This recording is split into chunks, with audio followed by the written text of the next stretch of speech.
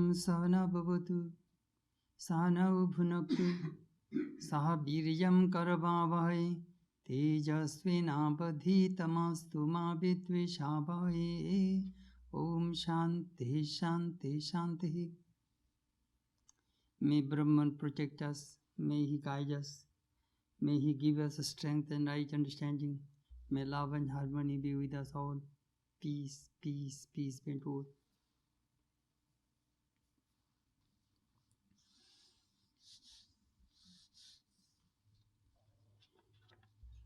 We are very happy that Swami Yogatmananda ji is visiting us from Providence. He is the Swami in charge of the Vedanta Society of Providence.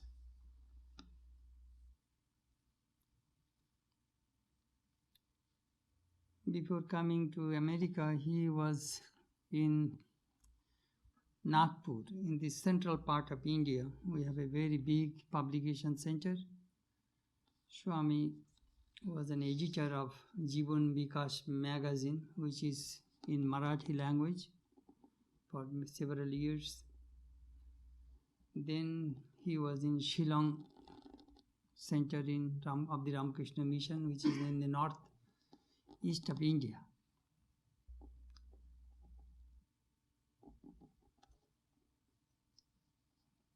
He has never visited our center. He just came a couple of years ago. So we wanted him to be in our place. So he is visiting us.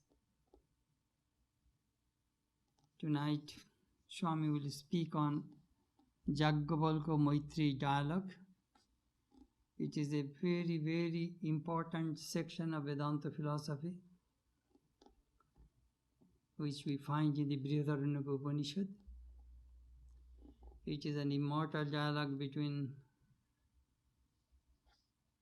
a husband and a wife. So Swami will tell us about that dialogue. Swami is going to Kansas City tomorrow. He will conduct a retreat in the evening, and Saturday he will give a lecture there. Then Saturday evening he will come back. Sunday morning he will speak here. And his topic will be the Gospel of Sri Ramakrishna. So I request Swami to speak on Yajnavalkya Maitreyi dialogue. Swami Yogatmananda.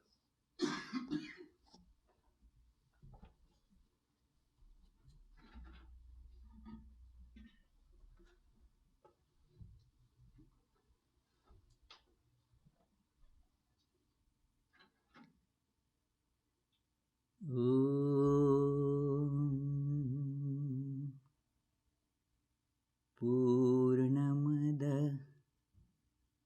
Purnamidam Purnat Purnamudachyate Purnasya Purnamadaya Purnamevavashishyate. Om Shanti Shanti Shanti.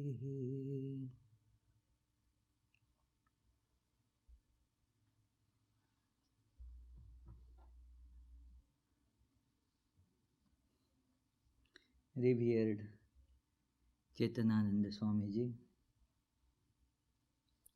Brother Nishpapananda,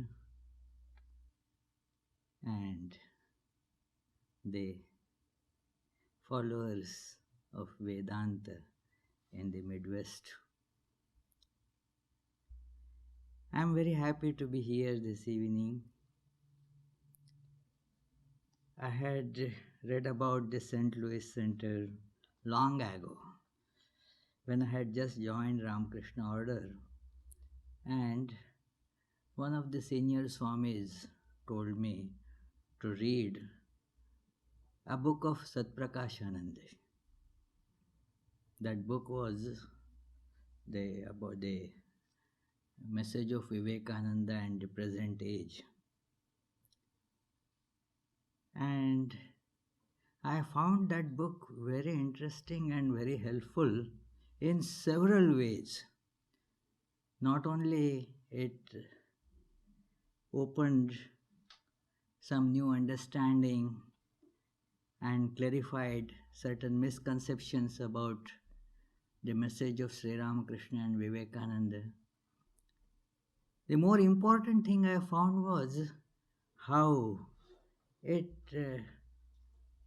harmonizes very beautifully with the traditional teachings of Upanishads and also that of Buddha. One of the articles, which was in fact a paper that he had read at the uh, Parliament of Religions in 1963 in Belur Math, was about Buddha, Shankara, and Vivekananda. I remember very vividly, even now, the impression that that article had created. And then later on, I read several of his books, and every time I would read Swami Satprakashananda, Vedanta Society of St. Louis. And then afterwards, another great messenger of St. Louis Center, Swami Chaitanyananda.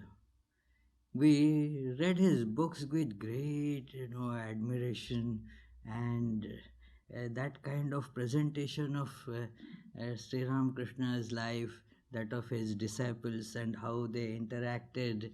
It was a big revelation, boost to our understanding.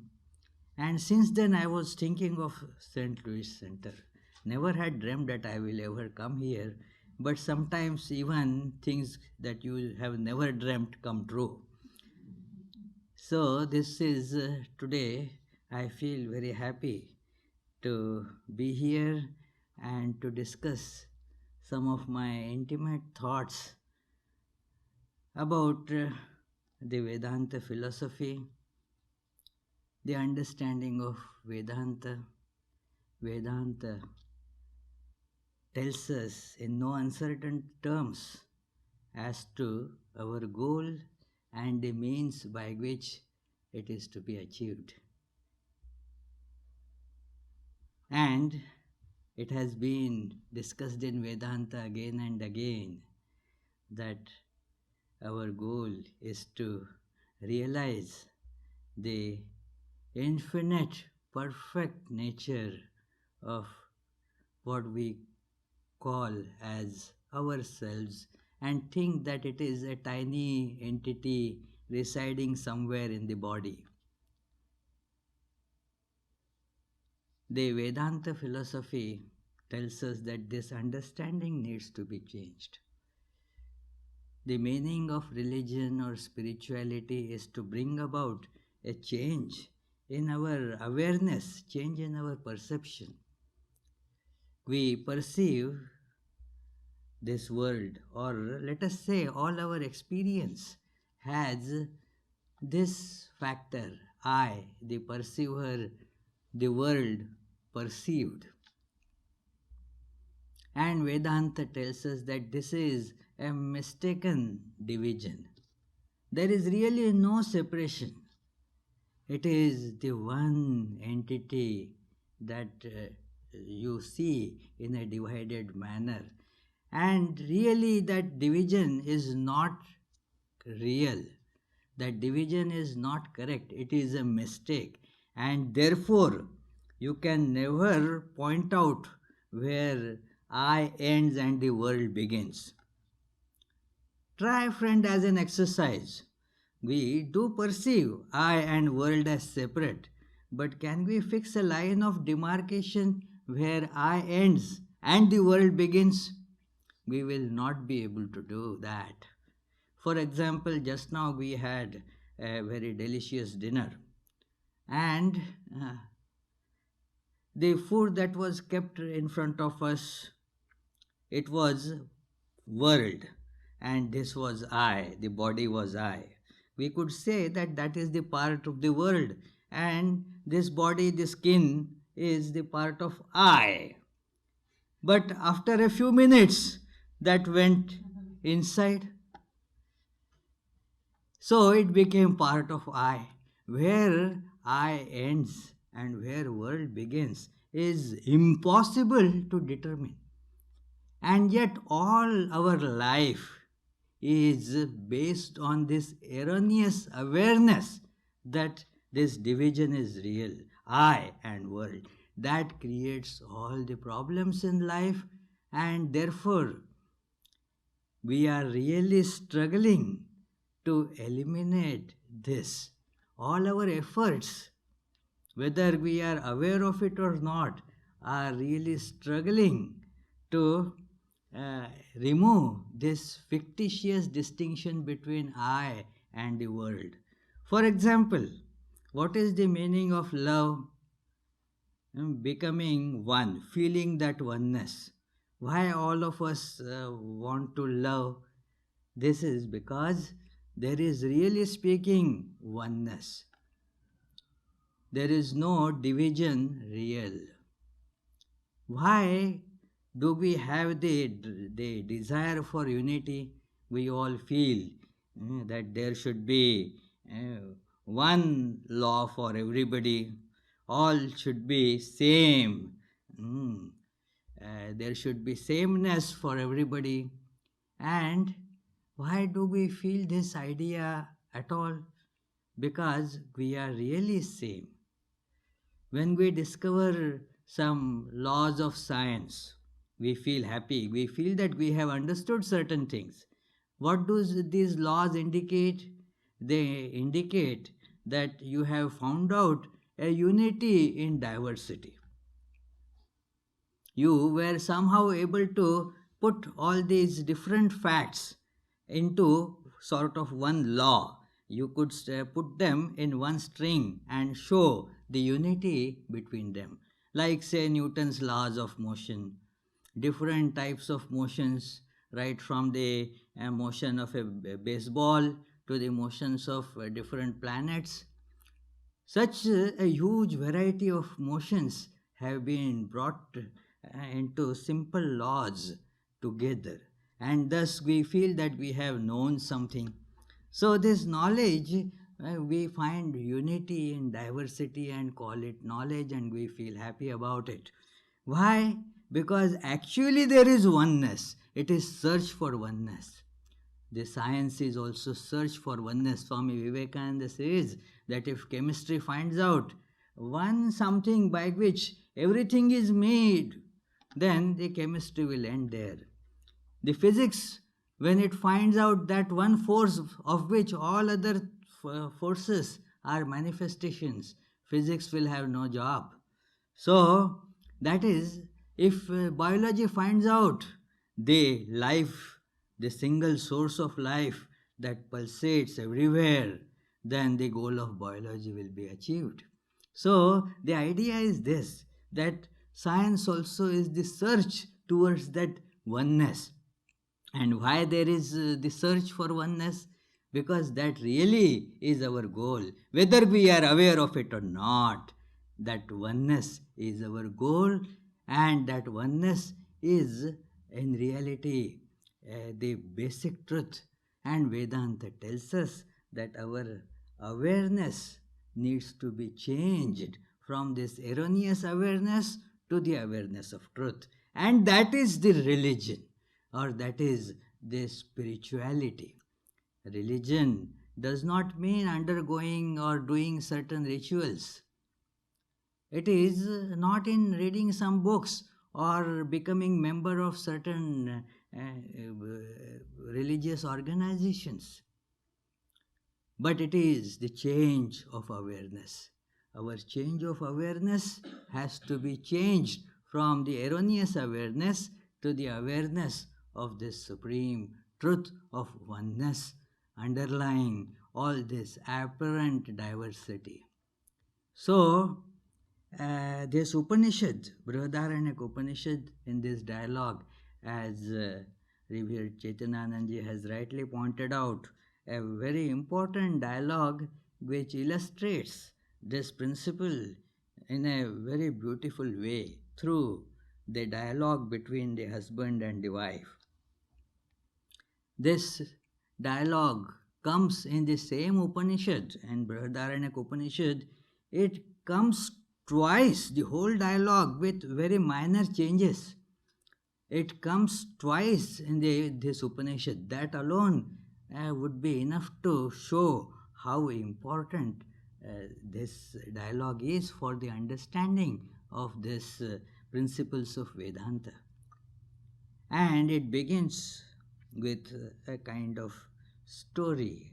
Story is just to create interest, because when we are going to tell philosophy, a big philosophical lectures, then people start yawning right in from the beginning.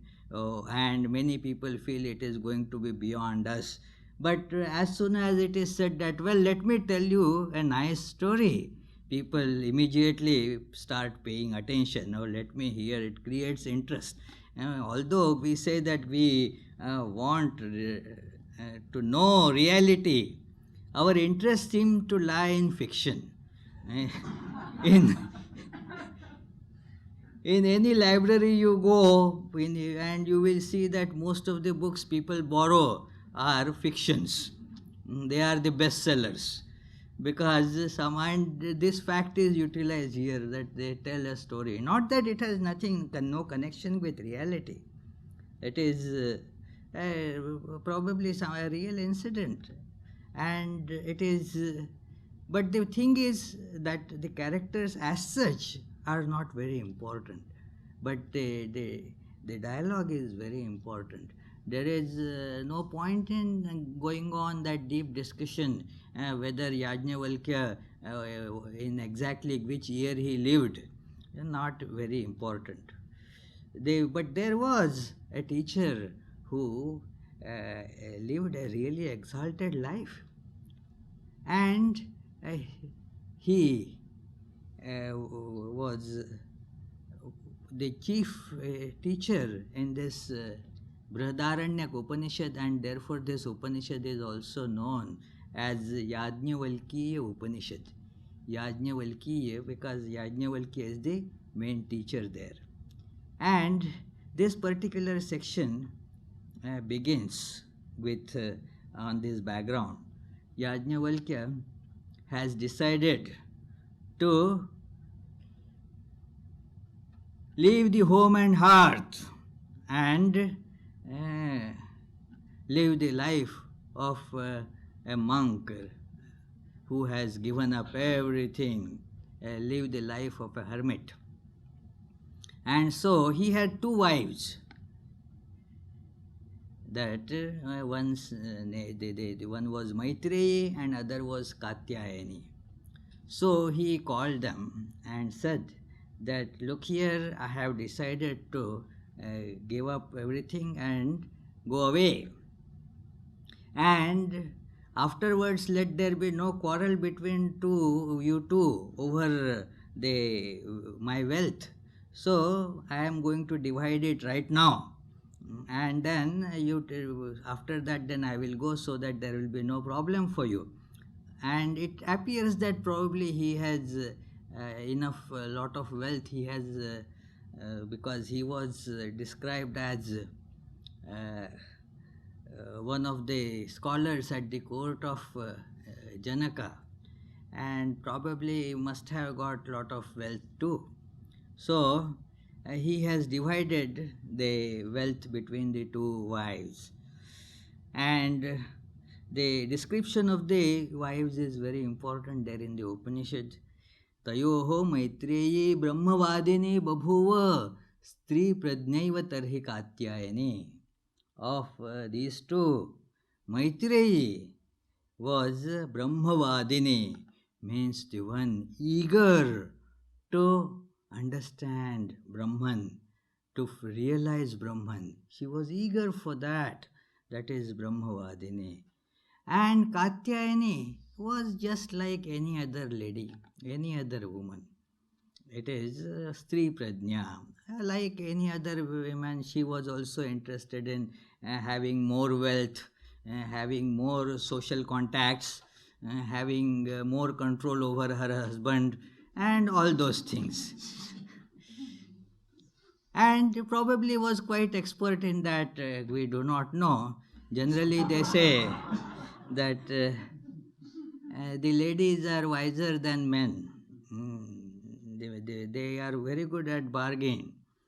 That men, if they want something, if the thing is going to cost $1, they will pay $2 for that and get it. Women are very wise. They get a $2 thing, they bargain for it, and a $2 thing they buy for $1. Only thing is, it is something that they never wanted. So that is how the wisdom is described. Katyayani was a very worldly wise lady. And so she seems to be quite satisfied when the wealth was divided between them, and thought that anyway this fellow is going, let him go, at least he was considerate enough to leave enough wealth for me to live by. Maitreyi was not satisfied with that. She asked that suppose you are giving me this wealth, but I ask you a question, a very important question. Suppose you give me the whole earth full of wealth as a gift. Is that going to make me happy and immortal? The Sanskrit word is Amrita, which has both these connotations, the connotation of bliss as well as connotation of immortality. So, even if you give me this whole earth full of wealth, is that going to make me happy and immortal? And Yajnavalkya did not mislead her. He did not mince the words. He gave a very correct and candid answer.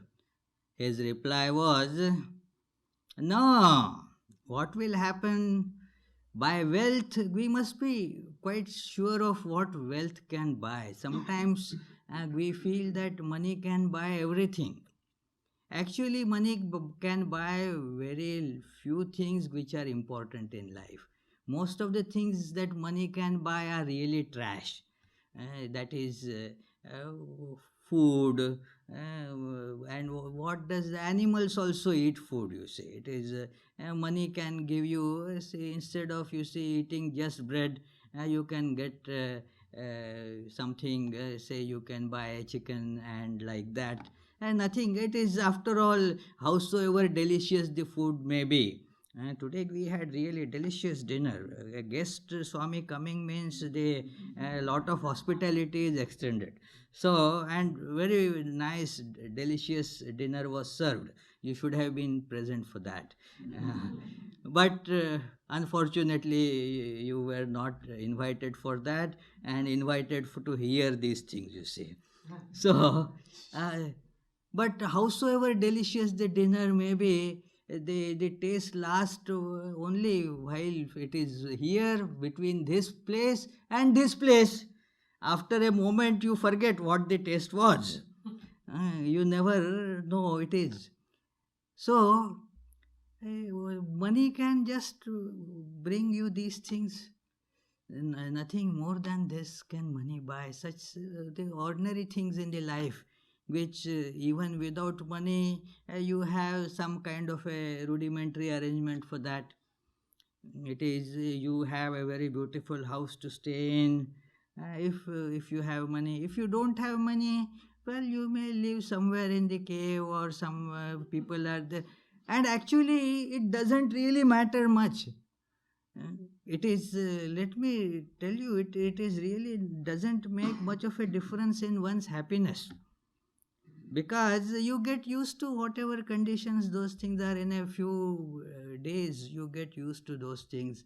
It really does not give you much more. I have found that many people who are financially very poor and yet are leading much happier life than many of the people who are financially really well off. And I can really say, on the basis of my own experience, let alone scriptures, that it is money does not bring happiness per se.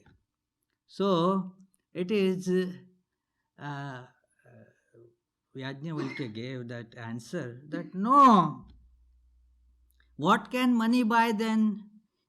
यथैव उपकरणवतां जीवितं तथैव ते जीवितं स्यात् अमृतत्वस्य तु नाशास्ति वित्तेन. A very candid statement that your life will become like a life of a person who has plenty of gadgets. What money can buy? Gadgets money can buy. Upakaranavatam jivitam. Many gadgets will be surrounding you. You will be imprisoned by those gadgets. Your life will be like that. But not only money cannot buy it, he says that you cannot even hope the immortality or happiness through money. You cannot hope that. And then this lady, she said, then why you are giving me? I want that wealth, that part of the wealth that you are taking with you. She was a very wise wife, that this minor wealth I don't want. I also have a right on being your wife. I have the right on the wealth. You are taking pearls and diamonds with you and just have left a little something for me. That I won't accept. You teach me that because you are giving up this. That means you are getting something more and therefore you are leaving this. So I don't want this either. I want that wisdom. And Yajnavalkya said, oh, you had always been very dear to me earlier too. And now with this question, you have become dearer to me.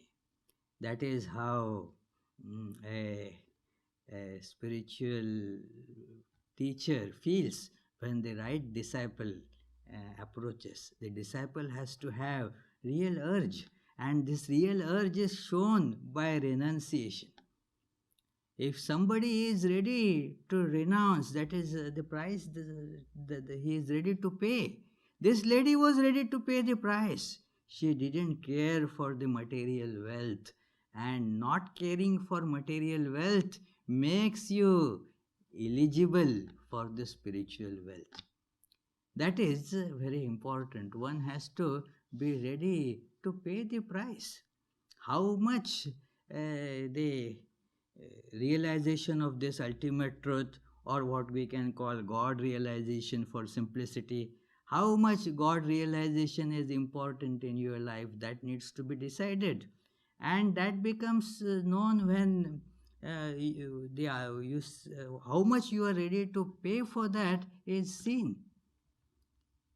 When I had read some books of Swami Yogatmananda and had acquaintance with some of the monks of Ramakrishna order, I expressed my desire that, well, I also want to become a monk, Swamiji. Well, he told me, not now. You wait for some more years. Complete your education and then you can become, we will see. I said, why I have this burning desire to realize God. He said, look here, that you have the desire for God realization. But how many other desires you have? Just count them. Just you may be having a desire to go about and move about to different places and see different places of interest. You may have the desire to learn something and become a very big scholar. You may have several other desires. I agree, he said, that you have the desire for God realization. But how much on the scale of your importance, where does it stand? If it stands at the highest point, then you will be able to give up without any grudge anything that you attach less importance to. Like you go to a shop and you see you like a shirt. Oh, this seems to be a nice shirt, I need to buy it. And you see the price tag, $500. And then you say, well, I admire this shirt, no doubt, but I admire $500 more than this shirt. So you don't buy that shirt because it is $500. And then you don't buy that. You then go to another shop, find something quite attractive, another shirt, and you see the price tag, $30. Oh, fine. So there you joyously renounce $30. Why? You don't feel that pinch. Not because the $30 are nothing for you. Compared to what you are giving, what you are getting is more according to your understanding.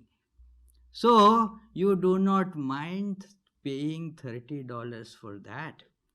So similarly, how much can we pay for God realization? What can we give up? That is an important question. Sri Ramakrishna used to tell a story that somebody had a very precious diamond and he wanted to just try to sell it. So he went to a person who was a dealer in vegetables. And he had lot of eggplants. And then when this person took the diamond to him, he said, looks a good thing, good piece. I can give you 9 pounds of diamond, there's 9 pounds of eggplants for this. He said, a little more. Oh, no, I have already told you a little more. Not more than, nothing more than 9 pounds of eggplants for this thing. Then he went to a cloth merchant. He said, well, I can give you 9 yards of this beautiful cloth I have for this. And that fellow asked, a little more? No, I have already told a little more because you seem to be a needy person. So the piece that you have is really good one. I like it, but I don't think I can pay more than that. So these people really didn't understand the worth of that diamond. Then he went to a real diamond dealer. He was so happy to see that genuine precious piece. He immediately tested it and then offered $100,000 for that because he understood the worth of it. And that is important. How much are we ready to give up for God realization? That is important. Sometimes we try for a compromise. Let there be compromise. We'll try to have world as well as God. Shankaracharya, in his commentary here on this section, he writes that those who feel that they can combine these things, God realization as well as the enjoyments of the world, and they feel that that is what Vedanta teaches, they do not seem to have read Brihadaranyaka. Tair Brihadaranyakam na patitam. In Brihadaranyaka, this thing has been very clearly shown that you cannot have a compromise. Compromise is something very funny. There was one amateur writer who used to write, but nobody would really like to publish it, would send to different papers and then magazines and all. The editors would sometimes, because of pressure, they would print something written by him. But he was very enthusiastic. And those were the days when they had to type the manuscript, no computers were available. And the rules were that you should type only on one side of the paper with sufficient margin and all that, so that the compositors will find it easy to compose. So he picked up argument with the editor of one of the magazines. Why you insist that we should write only on one side of the paper? It is such a waste of paper. Why? You should permit us to write on both sides of the paper. The editor heaved a big sigh and said, "You see, life is a compromise." Oh, we don't tell me the big philosophy of life. My question is simple. Why you don't allow us to write on both sides of the paper? That is also a part of compromise, you see. You want to write on both sides of the paper. We want that you shouldn't write on any side of it. So, a kind of compromise has been struck. So, this compromise philosophy that, well, let me have enjoyment also and also the knowledge of Brahman, it's not tenable. You cannot have it. So, it is Brihadaranyaka is very beautifully, it expresses this. But the renunciation that is told in Vedanta is not renunciation of something that is real. It is a painless renunciation. Why painless? Because you don't feel that you are renouncing something real. Something that is not worth having, that alone is being given. Something that is less valuable is given up for something that is far more valuable. You don't say that I renounced $30 for that shirt. It is, after all, you feel happy that you have got such a nice thing for a very cheap price. You got a good deal, you say. So, it is like that. The world, that anyway is going to vanish. Can we go on keeping this world with us? Nothing. It is, everything is going to be taken away from us, even if we try to hold on to it with all our energy. What is going to remain with us? Nothing, friends. Our bodies, our youth, and going away. Howsoever we may try to hold on to it, we may put paint on the hair and then do all sorts of surgeries. It is, after all, it is going to wane away. It is not going to last. The death is certainly going to be there today or tomorrow. And really speaking, what we call living is nothing, you see, different from dying. It is living and dying. It is good. When we live, we are walking towards death. That is what we call living, isn't it? So, it is like going towards death. So, death is certain, isn't it? So, every day that we are living means we are going towards death. We are dying slowly, slowly. So, it is, that is what is we call living. So, although living and dying in dictionary have opposite meanings, but practically they are the same thing, that our march towards death is what we call as life. So, anyway, we are going to vanish. See, a person say dies at the age of say 70, 80 or whatever. Did he die at that age suddenly? Well, the process of disintegration was going on for last 70 years. So last 70 years he was dying, isn't it? We say that he was living for 70 years, as good as saying that he was dying for 70 years. The point is that there is nothing that we lose by giving up the world. But by trying to hold on to it, we lose the truth.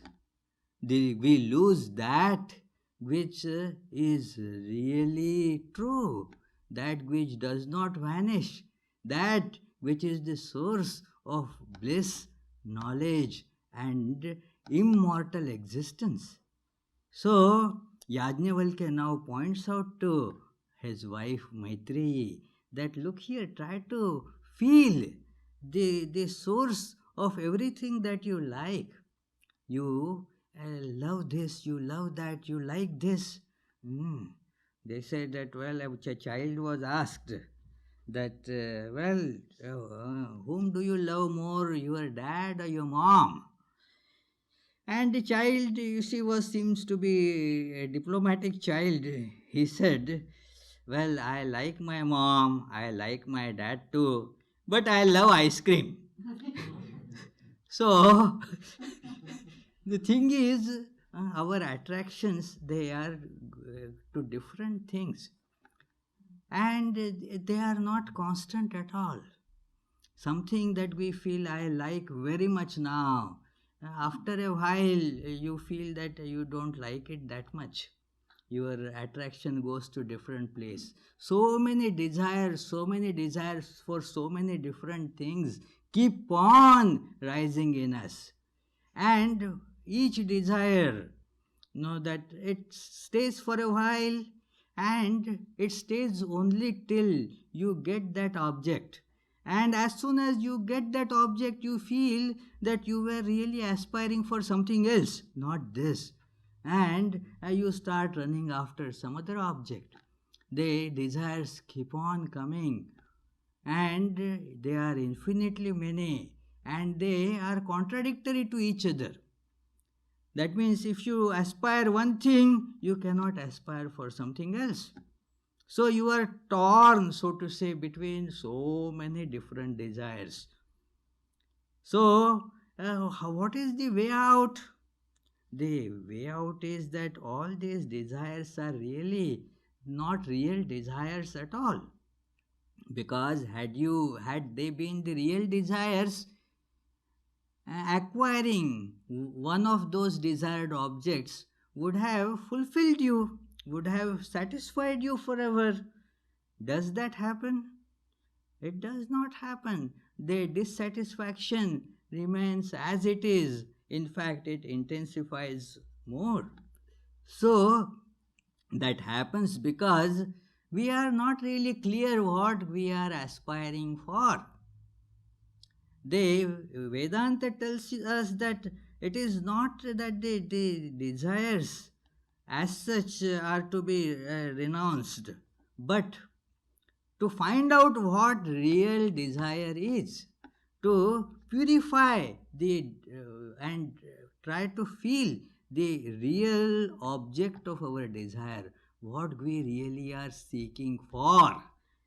And when we find that, then we find that the life is satisfied. We feel complete satisfaction. Nothing else remains to be achieved. That is the experience, friends. Many people ask this question, that are the principles of Vedanta practicable, or are just like armchair philosophies which are never practicable.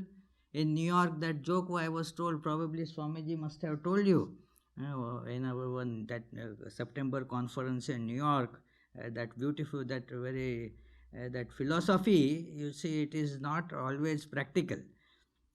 Two people were flying in a balloon, and then they were a bit worried whether they are going in right direction or not. So they saw a senior person walking, and so they brought down the balloon and asked him, where are we? The fellow just looked around, waited for a while, and told with a somber face that you are in the balloon. So they decided no point in talking with this fellow anymore. They raised the balloon, and one of them commented, he must be a philosopher, you see. How do you figure it out? Said, firstly, because, you see, he took his time. He didn't reply immediately. He thought about it. He gave a deep thought to the problem. Secondly, what he told was absolutely correct. We are in the balloon, no doubt. He didn't make any mistake about that. And third thing is, what he told is absolutely useless. It didn't make the matter better for us. So, that is sometimes the nature of the solutions that philosophy gives. This armchair philosophy. No use at all. Is Vedanta something like that? No, friends. Vedanta tells us how to change our lives and conform it to the nature of truth so that it brings us the complete, total fulfillment and perfection. Perfection is our innate nature. As Swami Vivekananda says, each soul is potentially divine. That divinity is our innate nature. And so, this Yajnavalkya tells his wife, look here, and nobody loves anything for that thing's sake. No wife loves the husband for the sake of the husband, but for the sake of the self. No husband loves the wife for the sake of the wife, but for the sake of the self. Nobody loves children for the sake of the children, but for the sake of self. Nobody loves wealth for the sake of wealth, but for the love of oneself. Anything that you see being loved is not for the sake of that thing, but for the sake of the self. And see, very important statement that where do we feel our love? Say, I love my son, my daughter, my something. What is the common factor in all that? My. Like sweet meat prepared, a cake prepared. It tastes sweet. Is it tasting sweet because of the flour? Flour is not sweet. It is the sugar that is added to it that makes it sweet. The more the sugar added, the sweeter it becomes. And in anything that you use with sugar, that becomes sweet in proportion with the proportion of sugar that is used in it. So what is the source of sweetness? That sugar is the source of sweetness. Similarly, the source of love is this real, our real nature. This self is the source of all love. The God within us, our real self, that is continuously being loved, that is continuously being searched after. Everywhere we see the reflection of the self, and therefore we feel the attraction there. And well, we approach it, but the reflection is after all a reflection, not real.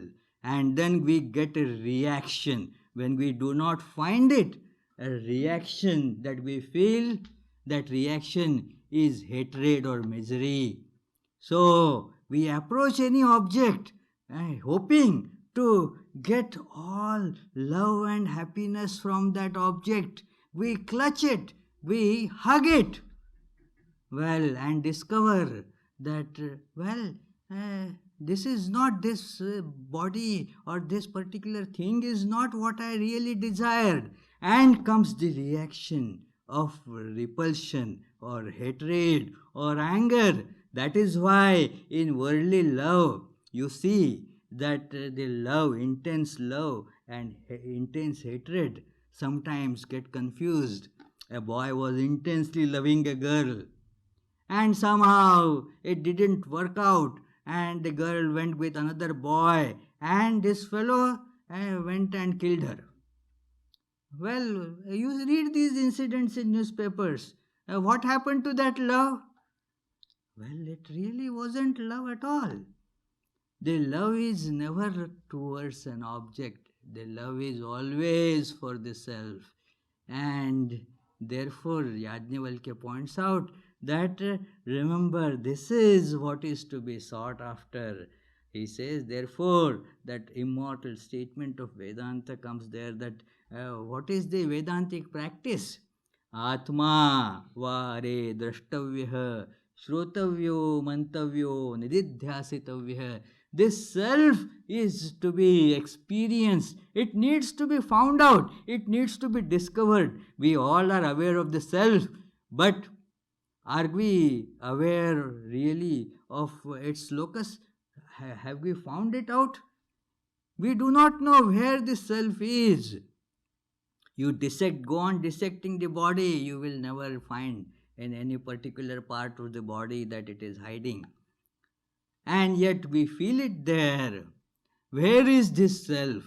In modern science, a lot of discussion on this is going on. In fact, it is said by many great scientists of our times that it seems that the solution of most of these problems of our astrophysics lie in the understanding of this locus of consciousness, this locus of I. So this is the point, that where is this self?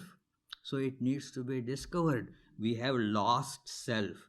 Even when we lose something that is very minor, well, my photo ID is lost, how disturbed we become.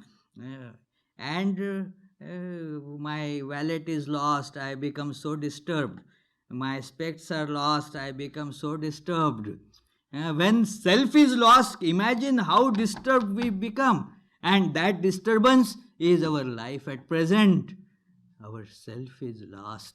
Vedanta tells us that this is our prime duty, to discover this self, because that alone is going to bring us the ultimate happiness. This is our prime duty. We say that I have many duties and therefore I cannot practice religion. Oh, this is the prime duty, isn't it? To find out, discover the lost self. So he says, and how it is to be done? Keep on hearing about it. Hearing means not just by ear. Hearing means putting it inside. Putting it inside of our awareness. Hear about it. See that thing. Think about it. That is all. In a way, hearing, taking in. Let that become, even when you read, it is a kind of hearing. So, take the message that you are the infinite, immortal, blissful self, and let that become the awareness. That is hearing. Then meditate on it, feel it. Let that reflection remove all the thoughts which are opposite to it. That is called manana. Getting rid of all the thoughts which go against this thought. And the third thing is nididhyasana. Let that be the goal of life. Let nothing else remain in life, this self alone. And then the dialogue proceeds further. It's a beautiful dialogue. Yajnavalkya then says that unity, it is your so-called individuality will be lost, and Maitreyi feels scared. Then what will happen to me, this puny I? We are worried about losing this puny I. Is it really to be a matter to be worried about? Let it go. Imagine a drop in the ocean. Imagine a drop in the ocean. It is really ocean, isn't it? It really, if it feels that it is ocean, it is ocean. What makes it a drop? It's holding on to drophood. It's holding on to this drophood, deprives it of its real oceanhood. So we are clutching to this, our small puny individualities, afraid continuously we are that it will be lost, and what will happen to us? Oh, we will become the infinite reality. When the drop loses its drophood, what does it become? It becomes ocean. It is not lost, it becomes its reality as drop what existence it has, continuously buffeted here and there, and being born and dying continuously, and that is its life. But when it gives up this, what is it? Then he is the ocean. So this individuality is to be thrown away. Sri Ramakrishna used to say, therefore, this individuality, that is the source of all problems. When it goes, all the problems are solved. Ami molle guchibe janjal. So this I, when it is gone, all the problems will get solved. That is, you don't die thereby, but you attain to immortality. So that is the message of Vedanta. And then after telling this, they say then Maitreyi understood that, and Yajnavalkya then proceeded to his journey. He left home and hearth and became hermit. And then we don't hear about it, what happened, because the purpose of the story is over.